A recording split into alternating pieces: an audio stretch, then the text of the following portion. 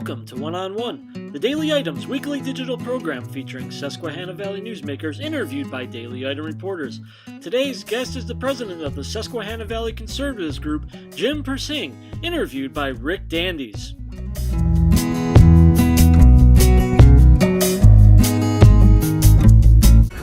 Saving you money is what we do at Sunbury Motors Kia. Just $2,000 will get you a 39-month lease in a brand new 2019 Kia Sportage LX, 2019 Kia Forte LXS, or a 2019 Kia Niro LX. Just $2,000 due at signing and you could be driving today. It's unbelievable, and it's happening this month only at Sunbury Motors Kia.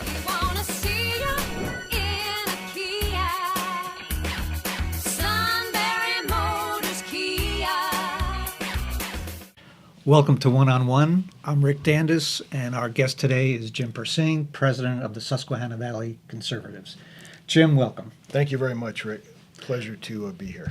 Jim, I've covered you guys for a number of years. Yes. And this is a very conservative area that consistently votes Republican. Mm-hmm. And in that sense, your organization is an outlet for people, for those views. But I find it interesting that you've always had debates and reached outside the purview of let's say that demographic. Absolutely. So maybe we can start by talking about, give me a little bit of background about the organization and some of the things you've done, and then we'll move into politics. Perfect. Thank you very much. And this is our 10th year of having meetings. We have 9 meetings, 9 public meetings a year. We don't meet in the summertime. But we have very much tried to focus on programs not just of interest to our members or the people that tend to come to our meetings, but to the larger audience as well.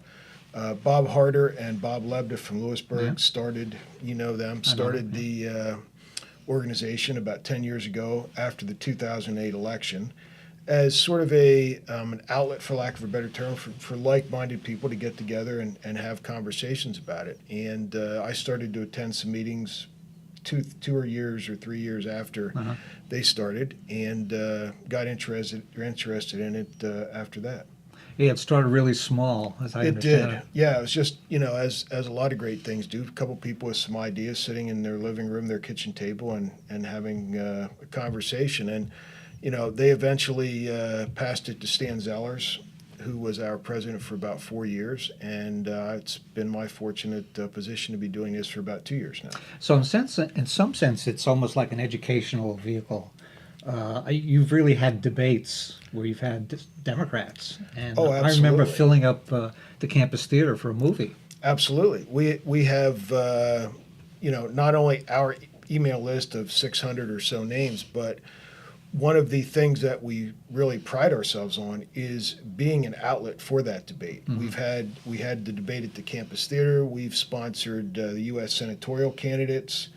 We've had, most recently, Representative Fred Keller and Dr. Jen had a debate prior to the election. We had 350 people for that. Yeah. And we are very open to entertaining a variety of ideas and a variety of speakers. It's just not sort of, orthodox conservative chapter and verse. We like the debate process and try to make it an educational vehicle, like you say, for people to hear some ideas that might not usually be heard. Yeah, that might be one of the misconceptions that you, considering some of the people you bring in, that it's just for, right. Right. So, but it's not at all. And in fact, the Representative Keller and Dr. Jen debate was probably the biggest indicator of that to me. I still get people come up to me, that was in November, here we are 3 months after that, and they generally lead in with something like, I disagree with you, but I was at that event, it was very well organized, It was fair, it was not maybe what we thought it was going to be in terms of focusing on one side or the other. It was right down the center, and that's exactly what we wanted to do. Put on something that would be valuable to the voters of the entire district. Now, one of the people who's appeared quite often at your meetings is Tom Marino. Absolutely. And I'm assuming you know him fairly well. He surprised a lot of people a couple of weeks ago. What do you think about him vacating his office? I was as surprised as anybody else, and certainly had no indication that he was going to be leaving. And in fact, with the election just having taken place, my assumption was he was good for another 2 years. I think the follow-up newspaper article clarified some health issues, which obviously we were all concerned about. But it is an indicator as to why he perhaps chose the time he did to resign. Yeah. Yeah, and now I guess we're up to 4, as I understand it, candidates. And there may be more. Depends on who you talk to and what day of the week it is. I think 4 that we know of, and I think we may get a couple more. It's a big district. It's a plus 20-something Republican district. So I think the Republican candidate, there's a belief that the Republican candidate will have a very strong showing in the election. I think it's May 21st. Yes. So there will be a lot of interest in it, and I'm anxious to see how it sort of plays out. I wonder if Doug McClinko will get in. He hasn't announced yet, but he did run. I can't help but think that he will get in, having just been through this process, in the last year. We don't have any advance notice on that, but let's be clear on that. Yeah, absolutely. But we've got some super candidates. Our own Fred Keller, who comes to a lot of our meetings. Yeah. Representative Whelan. There's a number of people who are obviously extremely qualified, and it'll be a fun time. Yeah, I'm writing about a couple of them in the next couple of days. Excellent. So maybe they can transition now to some of the things that you personally believe. And I think you wanted to make it known that you're speaking for yourself, and even though you're the president of the... I am the president, by default, if nothing else. And we have a terrific board, and on our board are a variety of conservative opinions. We are not lockstep in any way, shape, or form. We have people who are more socially conservative. We have people who are more socially more social on fiscal issues or international things. So I am here today strictly for share my own views. Okay. Are you a lifelong Republican? I am, yes. Yes, certainly have voted for Democrats a number of occasions. Okay. Well, I guess the most newsy thing to talk about is the possibility of a government shutdown as early as this Friday. What's your take on this whole situation? I understand where the president's coming from on this, that he feels there's a need for it. My own personal opinion would be I just as soon would like to see him settle it. I think there is a middle ground in there that is rational, that would include, it's got to include some kind of border security issue. I'm not saying that it's got to be the entire amount that he's asking for, but I think most rational people agree that border security is a very important issue. People talk about the wall. I don't think that what we're talking about is, a 200-foot solid concrete barrier the length of the border. I think there are a number of electronic surveillance issues. There are obviously a number of natural borders down there and natural barriers. So I would think some kind of start to funding additional border security would be very critical. Yeah, the two sides seem to be stuck on the word wall, the actual word wall. Well, and as you know, Rick, from all the coverage you do of stuff, people get caught on these semantics and ideas take hold.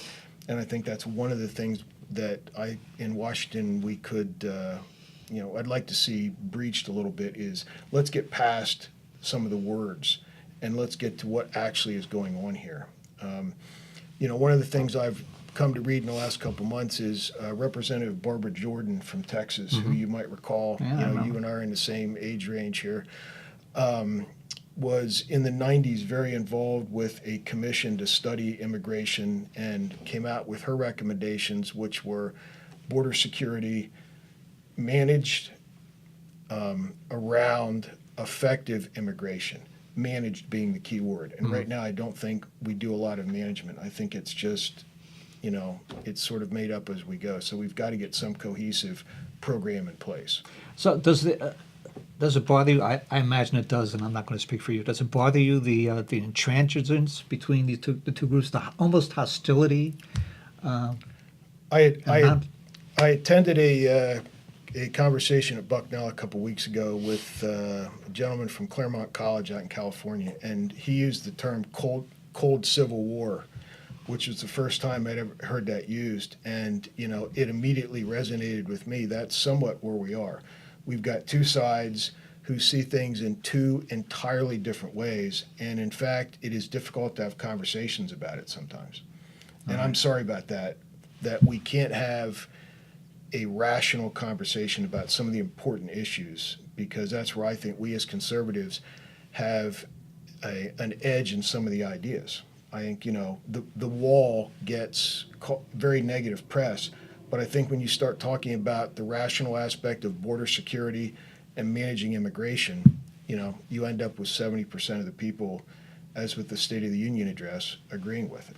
Okay. Well, we'll get back and talk a little bit more in a few minutes, and we'll be right back. Saving you money is what we do at Sunbury Motors Kia. Just $2,000 will get you a 39-month lease in a brand new 2019 Kia Sportage LX, 2019 Kia Forte LXS, or a 2019 Kia Niro LX. Just $2,000 due at signing, and you could be driving today. It's unbelievable, and it's happening this month only at Sunbury Motors Kia.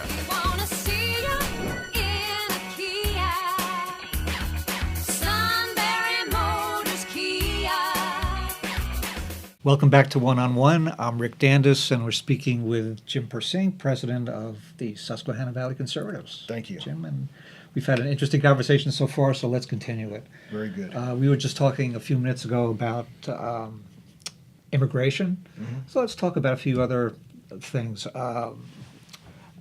In talking with a number of small businessmen, they're very, very positive towards Trump's tax plan. You get the sense that that's one of their strongest. Absolutely. Yeah, I think that and to the surprise of many people, I think the president has, in the last even couple weeks, become very focused on what he has been successful with. And I think the tax reform issue was a huge thing. I think the judicial nominees has been something that we as conservatives find particularly important, not just at the level of Mr. Gorsuch and Mr. Kavanaugh, but the appellate judges under that. The president has appointed a record number of appellate level judges in just the 2 years he's been in office, and the vast majority of those are extremely acceptable to we, in Susquehanna Valley conservatives and my colleagues and I. Which doesn't please progressives, but as President Obama said, elections have consequences. That's a tremendous quote. Thank you for saying that. I think it's easily said when one side's running the show, and I think one thing I try to think of is if the shoe were on the other foot, what would it be? So we have to live both ways. Let's talk about the deficit, which is quite high. I mean, how do you feel about the deficit? It's embarrassingly high, and I don't know. Other than, there's a couple ways to deal with it. We could cut the spending. That's never popular, right? Everybody likes and thinks that their piece of the pie is the most critical. Yeah. Economic growth, I think, is going to play a big role in cutting that down as we see, the economy continue to roll along. I think, thanks in large part to the tax cuts, hopefully we start to see some of that come off. Okay.